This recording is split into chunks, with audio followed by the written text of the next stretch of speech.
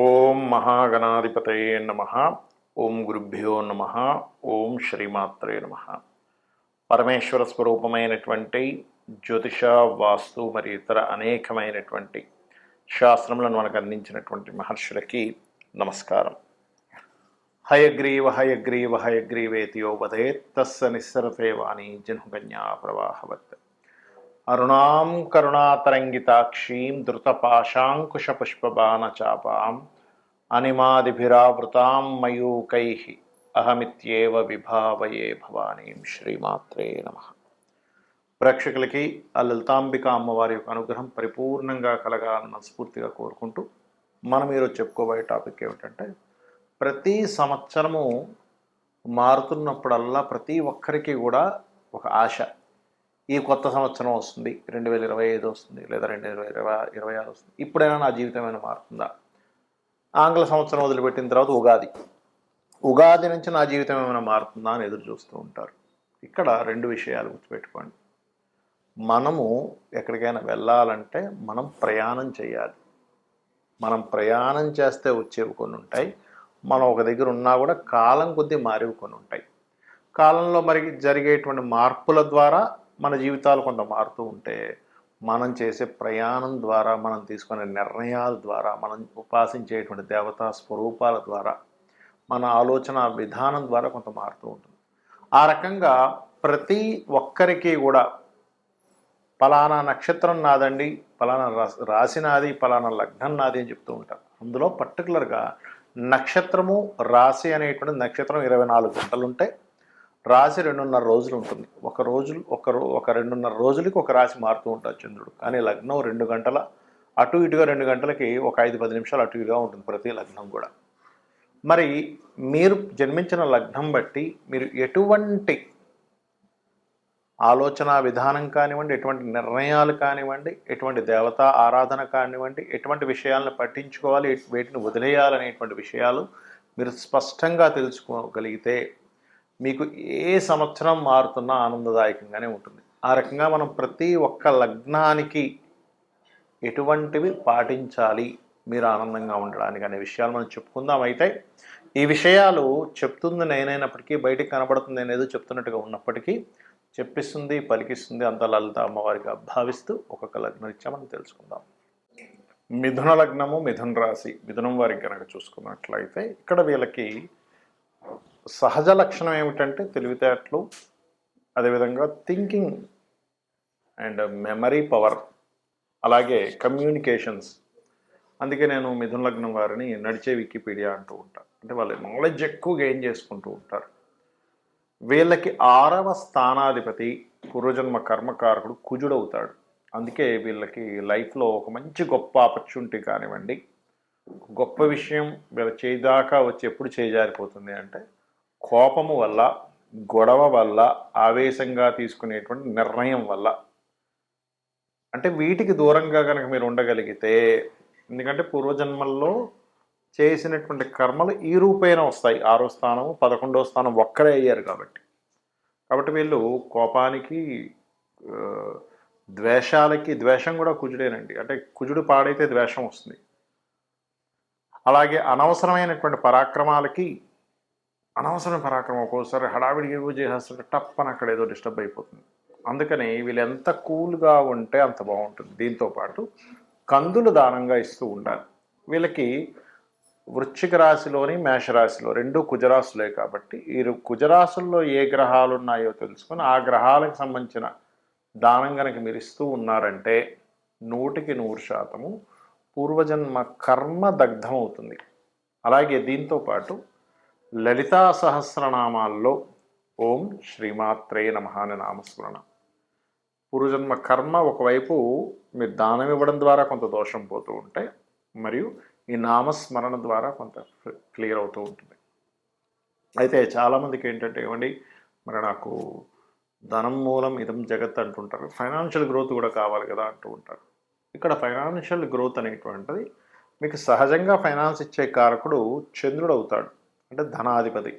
ఇక్కడ చాలామంది ఏంటంటే, చంద్రుడు ధనాధిపతి కదండి, నేను హోటల్స్ పెడితే నడిచిపోతుంది, లేకపోతే ట్రావెలింగ్స్ పెడితే నడిచిపోతుంది అనుకుంటారు. తప్పు. ఆ చంద్రుడు పర్టికులర్గా ధనాన్నిచ్చే కారకుడు అయితేనే మీకు ఇస్తాడు. ఆ ధనాధిపతి కనుక అంటే స్టార్టింగ్ పాయింట్ మాత్రమే, ఎండింగ్ పాయింట్ అసలు ఆ గ్రహం ఎక్కడుంది, అది ఏ గ్రహాలతో కనెక్ట్ అయి ఉందనేటువంటిది మరలా విడిగా చూసుకోవాలి. కాబట్టి మీరు ముందుగా ఈ సంవత్సరం అంతా బాగుండాలంటే నేను చెప్పినట్టుగా ఈ దానం ఇస్తూ ఈ నామస్మరణ చేయండి. అలాగే పంచమ స్థానంలో అంటే తులారాశిలో ఏ గ్రహం ఉందో ఆ గ్రహ దేవతారాధన కూడా చేయండి. ఖచ్చితంగా అన్ని విధాలా మీకు బాగుంటుంది. ఇక్కడ ఏ గ్రహం అంటే ఏ దానము, ఇక్కడ దానాలు 2 రకాలుగా ఉంటాయి. చాలామంది అడుగుతుంటారు, ఏమండి మేము ఆలయంలో పురోహితుడికే ఇవ్వాలా, పేదవాళ్ళకి కూడా ఇవ్వచ్చా? ఖచ్చితంగా ఇవ్వచ్చు. కాకపోతే దాని ఫలితంలో మార్పు ఉంటుంది. అంటే ఎలా అంటే చిన్న ఎగ్జాంపుల్ చెప్తాను చూడండి. మీరు మీ దగ్గర కొంత ధనం ఉంది ఉదాహరణకి, ఆ ధనాన్ని తీసుకెళ్ళి మీ అకౌంట్లో వేయడం ఒక ఎత్తు, అది మీ అకౌంట్లో జమ అవుతుంది. ఆ ధనాన్ని తీసుకెళ్ళి మీ యొక్క అప్పు తీర్చడం మీ ధనమే, కానీ ఇక్కడ ఎవరికి ఇస్తున్నారు? మీ యొక్క క్రెడిట్ కార్డు వాడికి ఇస్తున్నాడు, క్రెడిట్ లైన్ తగ్గుతుంది. ఇక్కడేమో మీరు జమ చేసుకుంటున్నారు బ్యాంకులో. ఇదే ధనం మీరు ఇద్దరికి ఇచ్చినప్పుడు ఎలా అయితే తేడా ఉంటుందో, పేదవాళ్ళకి ఇచ్చినప్పుడు ఇచ్చేటువంటి ఫలితం పరమేశ్వరుడు ఒక రకంగా ఇస్తాడు. ఈ పురోహితులకి ఇచ్చినటువంటిది ఏదైతే ఉంటుందో గ్రహరూపైన దోషం పోవాలని, అప్పుడు మరొక ఫలితం వస్తుంది మనకి. ఇప్పుడు గ్రహదోషం పోవాలి, 6వ స్థానంలో పలానా గ్రహం ఉంది, రవి ఉన్నాడు ఉదాహరణకి, అప్పుడు గోధుమలు దానం. పురోహితుడికి ఇస్తున్నారు అనుకోండి, దేనికి ఇస్తున్నాము అంటే మీరు పూర్వజన్మల్లో తెలుసో తెలియకో చేసినటువంటి ఒక కర్మ చేశారు, అది మీకు తెలియదు, అది బ్యాడ్ కర్మ అని కూడా మీకు తెలియదు, ఏదో చేసేసారు. ఆ బ్యాడ్ కర్మ సంబంధించినటువంటిది ఏదైతే ఉందో దాని దోషం ఒక గ్రహ రూపంలో ఒక సాఫ్ట్వేర్ రూపంలో మనకు వచ్చింది. అప్పుడు ఆ గోధుమలు తీసుకెళ్ళి పురోహితుడికి, అది కూడా నిత్య సంధ్యావందనం చేసేవారికే ఇవ్వాలి. ఎందుకంటే వాళ్ళకి మాత్రమే మీరు ఇచ్చినటువంటి దానాన్ని స్వీకరించి మరలా సంధ్యావందనం చేయడం ద్వారా అది అక్కడికి పోతుంది. అలా మీ సంకల్పం చెప్పుకొని, ఇందులో కూడా చాలా వేరియేషన్స్ ఉన్నాయి. చాలామంది ఏమంటుంటారంటే నాకు ఫోన్ చేసి, ఏమండి టెంపుల్కి వెళ్ళాము దానం ఇద్దామని, అక్కడ ఆ మూలను పెట్టేసి వెళ్ళిపోండి అన్నారు, అలా ఇస్తే మనకి ఫలితం వస్తుందా అని అడుగుతుంటారు. నేను ఒకటి చెప్తాను, మీరు ఒక బ్యాంకు వెళ్ళారు, మీది ఏదో ఎందులోనో ఒక బ్యాంకులో మీకు అకౌంట్ ఉంది, అక్కడికి వెళ్ళి ఆ బ్యాంకులో ఒక మూలం ధనాన్ని పెట్టేసి వచ్చేసారు, మీరు మీ అకౌంట్లోకి వెళ్తుందా? వెళ్ళదు. ఎందుకు వెళ్ళదు అంటే మీరు ఆ బ్యాంకు వెళ్ళాలి, అక్కడ లైన్లో నిలబడాలి, రిసిప్ట్ రాయాలి, కౌంటర్లో ఇవ్వాలి, వాళ్ళు అందులోపల దాన్ని ఫీడ్ చేసుకొని మీకు ఒక రిసిప్ట్ ఇస్తారు. మళ్ళీ ఎస్ మీ అకౌంట్లోకి 10,000 రూపాయలు వెళ్ళాయి, ఈ 5 రూపాయలు వెళ్ళాయి, ఈ 500 రూపాయలు వెళ్ళాయి, ఓ 1,00,000 రూపాయలు వెళ్ళిందని మీరు వాళ్ళు రాసుకుంటారు. అప్పుడే మీకు అకౌంట్లోకి వస్తుంది, మీకు మెసేజ్ వస్తుంది. అంతేగాని ఏదో మూలం పెట్టేస్తే మీకు రాదు కదా. అలాగే అలా ఎవరైనా చెప్తే దాన్ని అలా చేయకండి, దానివల్ల మీకు ఎటువంటి ఉపయోగం ఉండదు, గుర్తుపెట్టుకోండి. బ్రాహ్మణుడికి దానం తీసుకొని జపం చేయడం ద్వారా ఆయనకు కూడా కొంత ఫలితం వస్తుంది. జపం చేయకపోతే ఆయనకి మంచి ఫలితం రాదు. జపం చేస్తే మీ దగ్గర దానం తీసుకొని ఆయన మరలా గాయత్రి చేసుకున్నందుకు ఆయనకి అమ్మవారి అనుగ్రహం పెరుగుతుంది, మీకు దోషం పోతుంది. కాబట్టి ఈ రకంగా మరి పేదవాళ్ళకి దానం ఇవ్వడం ద్వారా ఎటువంటి ఫలితం వస్తుంది? ఇది పుణ్యాన్ని పెంచుతుంది. అంటే ఇదేంటి, అకౌంట్లో బ్యాలెన్స్ వేయడం లాంటిది. అంటే నెక్స్ట్ జన్మకి మీకు ఒక పుణ్యం పెరుగుతుంది పేదవాడికి ఇచ్చినందుకు. అందుకే కదండి మానవ సేవే మాధవ సేవ అంటూ ఉంటారు. అంటే ఎవరికో పాపం ఆకలితో ఉన్నాడు ఒక వ్యక్తి, తీసుకెళ్ళి భోజనం పెట్టించడం, లేదు ఒక పేదవాడు వాళ్ళ పిల్లలకి స్కూల్ ఫీజులు కట్టలేకపోతున్నాడు, ఇవి 2,000 తీసుకెళ్ళి ఫీజు కట్టేసి అనడం. అంటే నిజంగా అందులో మళ్ళీ అపాత్ర దానం అంటారు. అంటే ఆల్రెడీ బాగా కడుపు నిండున్నవాడికి వాడికి తీసుకెళ్ళి అన్నదానం పెడితే మీకు ఎటువంటి ఫలితం రాదు, గుర్తుపెట్టుకోండి. కాబట్టి అపాత్ర దానం చేయకుండా నిజంగా ఇబ్బంది పడుతున్నారు, పాపం వాళ్ళకి వేరే స్కోప్ లేదు, అటువంటి వారికి ఒక వస్త్రం ఇచ్చాం, అది ఖచ్చితంగా మీకు ఆ పరమాత్మ మీకు వచ్చే జన్మల్లో ఇది పుణ్యంగా మారుతుంది, ఇది గుర్తుపెట్టుకోండి. వీటితో పాటు పితృదేవత ఆరాధన. చాలామంది అంటుంటారు, ఏమండి మాకు లేదండి, మా ఇంట్లో సాంప్రదాయం లేకపోవడం ఏంటి, తల్లికి తండ్రికి తాతలకి మీరు పెట్టడానికి. కాబట్టి అలాంటివి ఏమి కదా, అందరికీ ఉంటుంది పితృదేవత ఆరాధన అనేటువంటిది. అది మొట్టమొదటిగా మీరు భావించాలి. అలాగే ఒక్కొక్క గ్రహానికి ఒక్కొక్క దానం అని చెప్పి ఇందాకన్నాను. దానికి పర్టికులర్గా మీకు రవికి అయితే గోధుమలు, ఎరుపు రంగు వస్త్రము లేదా ఆరెంజ్ కలర్ వస్త్రము, చంద్రుడికైతే స్వచ్ఛమైనటువంటి బియ్యం. మీరు ఎప్పుడు ఏ దానం ఇస్తున్నా కానీ అది మీరు తినడానికి ఎంత శుభ్రమైనటువంటిది తెచ్చుకుంటారో అంత శుభ్రమైనటువంటిదే ఇవ్వాలి. ఎందుకంటే మీరు ఇచ్చే పదార్థాన్ని బట్టి ఫలితం ఉంటుంది. కాబట్టి చంద్రుడైతే బియ్యము. కుజగ్రహ సంబంధించిన దోషం ఉంది, కందులు, ఎరుపు రంగు వస్త్రము. బుధగ్రహానికి సంబంధించినటువంటి బలాన్ని పెంచుకుందాం అనుకుంటున్నారు, దోషం తగ్గించుకుందాం అనుకుంటున్నారు, పెసలు దానంగా ఇవ్వాలి.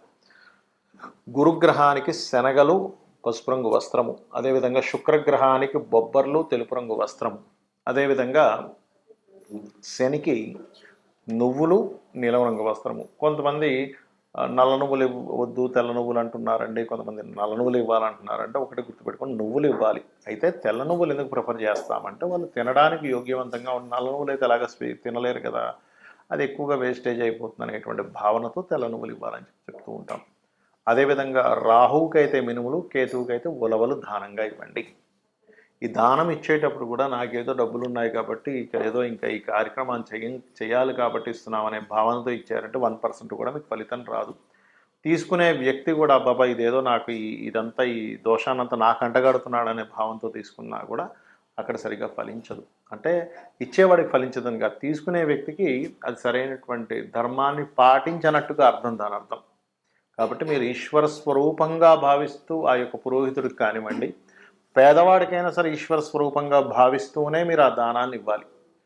రెండవది, చక్కగా మంత్రం చదివి మీరు ఇస్తున్నప్పుడు తీసుకునే వ్యక్తి కూడా నాకు చాలా గొప్ప పనిని ఆ ఈశ్వరుడు నాకు చూపించాడు, ఆ ఈశ్వరుడు నాకు ఈ పని చేయమని చెప్పాడు అనే భావంతో తీసుకొని చక్కగా గాయత్రి చేసుకోవాలి. మరొక విషయం ఏంటంటే, నిత్యము అంటే ఎటువంటి గ్రహస్థితి ఉన్నా గుర్తుపెట్టుకోండి. మీకు జాతక చక్రం తెలియదండి, నాకు ఏంటో పరిస్థితి అర్థం కావట్లేదు, నాకు ఏ దశ నడుస్తుందో, ఏలినాటి శని నడుస్తుందో, కేతువో రాహు అర్థం కావట్లేదు అనుకునేవారు ఒకటే చెప్తానండి, నిత్యము ఉదయము సాయంత్రము దీపారాధన చేయండి, పంచోపచార పూజ చేయండి. గంధం, పుష్పం, ధూపం, దీపం, నైవేద్యం. నైవేద్యం మీరు ఏదైనా పెట్టచ్చు, ఇదే పెట్టాలి ఇదే అడుగుతుంది అమ్మవారు అనేటువంటిది లేదు. ఫలాపేక్ష రహితంగా పత్రమైనను, పుష్పమైనను, ఫలమైనను, ఉదకమైనను ఎవరైతే ప్రీతితో నాకు సమర్పిస్తున్నారో, ఫలాపేక్ష రహితంగా నాకు ఎవరైతే సమర్పిస్తున్నారో వాటిని నేను ప్రీతిగా స్వీకరిస్తున్నాను అని చెప్తాడు పరమాత్మ. కాబట్టి ఇది చేస్తూ నిత్యము వీలున్నన్నిసార్లు, వీలైతే శనివారాలు ఆదివారాలు మీకు సెలవు ఉన్నప్పుడైనా గోశాలకు వెళ్ళండి. ఒక్క దేవతా ఆలయం మీకు చుట్టుపక్కల ఏదైతే ఉంటుందో, మీ ఇంటికి దగ్గరలో ఏది ఉంటుందో ఆ ఆలయానికి ఒక్కసారి అలా వెళ్ళి ఒక ప్రదక్షిణం చేసుకొని చక్కగా దేవుణ్ణి స్మరణ చేసుకుని ఒక 2 నిమిషాలు కూర్చొని వచ్చేసేయండి చాలు. ఇవి గనక మీరు చేయగలిగారు 100% మీకు ఏ ఇంగ్లీష్ సంవత్సరం మారుతున్నా, లేదా ఇప్పుడు ఈ సంవత్సరం అండి, ఇప్పుడు తెలుగు సంవత్సరం ఇది మారింది, ఈ సంవత్సరం ఎలా ఉంటుంది, ఇవేమీ మీరు భయపడాల్సిన పని లేదు. 100% సర్వదేవతల యొక్క అనుగ్రహము మరియు నవగ్రహాల యొక్క అనుగ్రహము, ఆ లలితాంబిక అమ్మవారి యొక్క అనుగ్రహం మీకు ఉంటుంది, కలగాలని మరోసారి మనస్ఫూర్తి కోరుకుంటూ శ్రీమాత్రే నమః.